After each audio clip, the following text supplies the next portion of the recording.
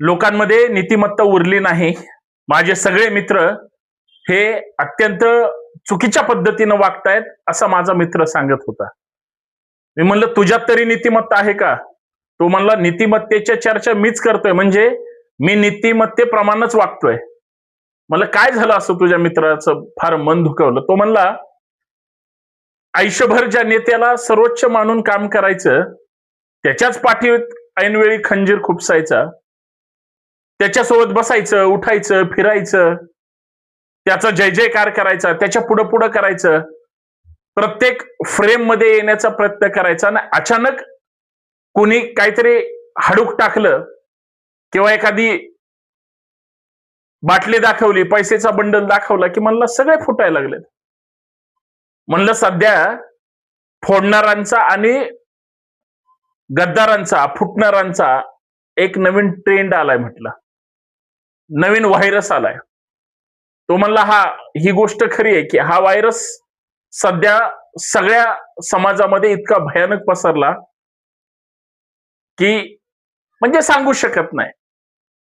मित्राच्या ज्या काही गोष्टी आहेत ना, मी ते ऐकत होतो. तो पुढे असं म्हणाला, म्हणजे मला या गोष्टीचं आश्चर्य यासाठी वाटलं की तो खरं बोलत होता. आणि ज्यावेळेस मी त्याला या सगळ्या गोष्टी सांगत होता, तो माझ्यावर टीका करायचा. तो म्हणायचा, संतोषराव तुम्ही नेहमी असं बोलता, तसं बोलता, म्हणजे त्यांची काही चूक नसताना टीका करता. आज मी त्याला फक्त माझ्या मागच्या काही भूमिकांची आठवण करून दिली, त्यावेळेस तो निशब्द झाला, एक शब्दही बोलला नाही. ज्या वेळेस गद्दारीची घंटा वाजते, ज्या वेळेस तुमच्या पाठीत खंजीर खुपसला जातो, ज्या वेळेस तुमच्या मनाविरुद्ध केलं जातं किंवा ज्यावेळेस तुम्हाला आपलं मानलं जातं, त्यावेळेसच तुम्ही घात करता. कशासाठी? म्हणजे वैयक्तिक स्वार्थासाठी.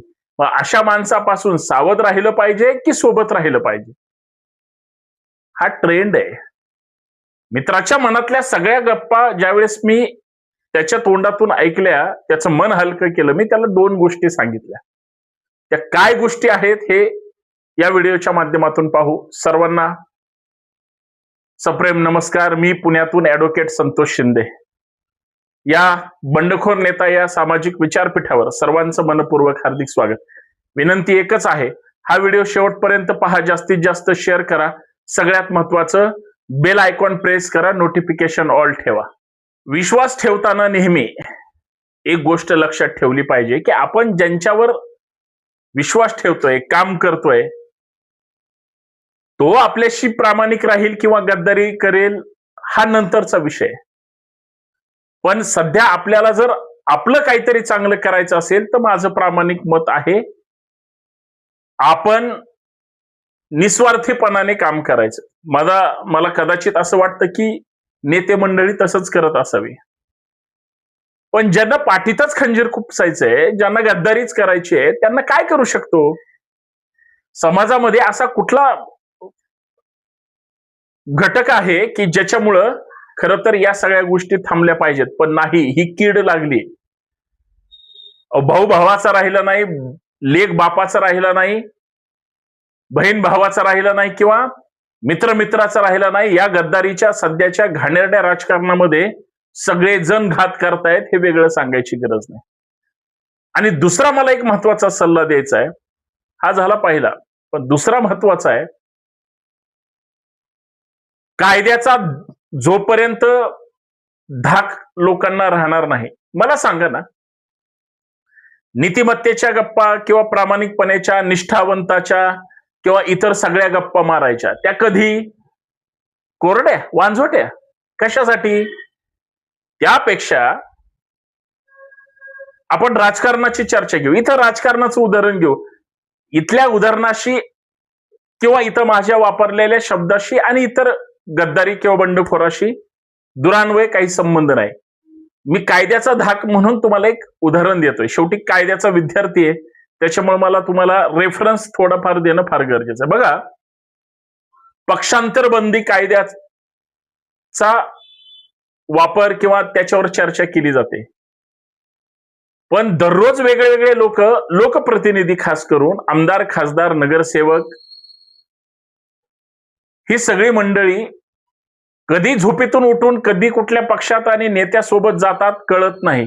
इथं पक्षांतर बंदी कायद्याचा त्या ठिकाणी गैरवापर होतो हे सगळ्यांना माहितीये. पण कायदा तो सक्तीनं वापरला जातोय का याचं उत्तर नाही. अन्यथा खासदाराची, आमदाराची, नगरसेवकाची काय सामान्य माणसाची हिंमत झाली नसते. खरंय की खोट आहे? दोनच महत्वाच्या गोष्टी आहेत. एक तर तुम्ही चांगला वाईट माणूस असं घडवू शकत नाही. तो त्याच्या आईबापाच्या पोटी जन्माला आलेला असतो. तो तुमच्या विचारांवर, पक्षांवर, आयडियोलॉजीवर किंवा एकंदरीत त्याला कुठंतरी काम करायचं म्हणून तो तुमच्यासोबत आलेला असतो. ठीक आहे, तुम्हाला ते तुम्ही त्याला शून्यापासून घडवता, एक चांगला कार्यकर्ता बनवता, नेतापर्यंत घेऊन जाता, वेगवेगळी प्रतिनिधित्व देता, संधी देता, पदावर बसवता आणि साला याच्यापेक्षा अजून वेगळं कुठे काय मिळत असेल तर तो गद्दारी करतो. हा जो गद्दार आहे ना त्याच्या मनातला, तोच त्याच्या मनात कसा निर्माण होऊ शकतो याचं उत्तर शोधलं पाहिजे. गद्दाराचा प्रश्न त्याच्या मनातच नाही आला तर तो प्रामाणिक आहे किंवा तो निष्ठावंत आहे असं आपण समजूया. पण ज्यावेळेस तो गद्दारी करण्याची हिंमत करतो त्यावेळेस हा दुसरा महत्वाचा मुद्दा, तो म्हणजे शुद्ध, म्हणजे तिथं काही लबाडी नाही. तो काय? कायद्याचा धाक. ज्यावेळेस याचं पद रद्द होईल, बरोबर की नाही, माननीय सर्वोच्च न्यायालयापर्यंत हे सगळं प्रकरण प्रलंबित आहे, नाही निर्णय कोणी देत. कारण जे केंद्रात असतात त्यांच्याच सहकार्याने ही ज्युडिशियल सिस्टीम त्या पदावर बसते. म्हणजे सरकारच्या मर्जीतला आपण म्हणूया. आणि मग ते म्हणले थांबतात, स्टार्ट, चालतात. म्हणजे मला काय म्हणायचंय तुमच्या लक्षात आलं का? जो निर्णय अपेक्षित आहे तो दिला जात नाही. तो दिला गेला पाहिजे का इतकंच आपलं म्हणणं आहे. बाकी आपण माननीय न्यायालयाचा सन्मानच केला पाहिजे. पण या सगळ्या जो काही विलंब लागतोय त्याच्यावर निर्णय घेतला जात. जसं अजून एक उदाहरण, एक पक्ष फोडला महाराष्ट्रातला, दुसरा पक्ष फोडला, ते आमदार गेले, खासदार गेले, काय झाले त्या 2-2.5 वर्षात त्यांच्यावर कारवाई नाही. आता परवा पण काही खासदार गेले. नीतिमत्तेच्याच मित्र गप्पा मारत होता ना, तो राजकीय हेतूनच बोलत होता. पण मला त्याच्याशी ते बोलायचं नव्हतं, कारण आम्ही दोघंही वेगळ्या विचाराची माणसं आहे. तो प्रतिगामी विचाराचा आहे, मी पुरोगामी परिवर्तनवादी विचाराचा आहे. मैत्री जपतो याचा अर्थ त्याच्या मनातली खतखत तो कधी व्यक्त करतो, माझ्या मनातली मी सांगत असतो.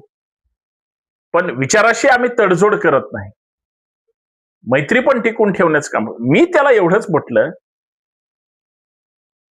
कायद्याने ज्यावेळेस यांना दणका बसेल ना, गद्दारांना ज्या दिवशी कायद्याचा दणका बसेल, बंडखोरांना ज्या दिवशी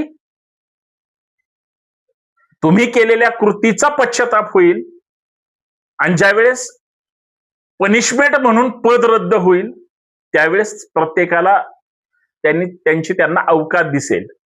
पण यांनी प्लॅनिंग करून ठेवलंय, असं घडणार आहे, उद्या हे प्रकरण तुमच्याकडे आलं तर तुम्ही शांत राहायचं, काहीच करायचं नाही, तारीख पे तारीख, असे 2-5 वर्ष निघून जातात. ही जी हिंमत आहे ना, ही फार भयानक आहे. मी ज्यावेळेस मित्राला ह्या सगळ्या गोष्टी सांगितल्या, शांतच हो म्हणलं, हे माझं ऐक अगोदर.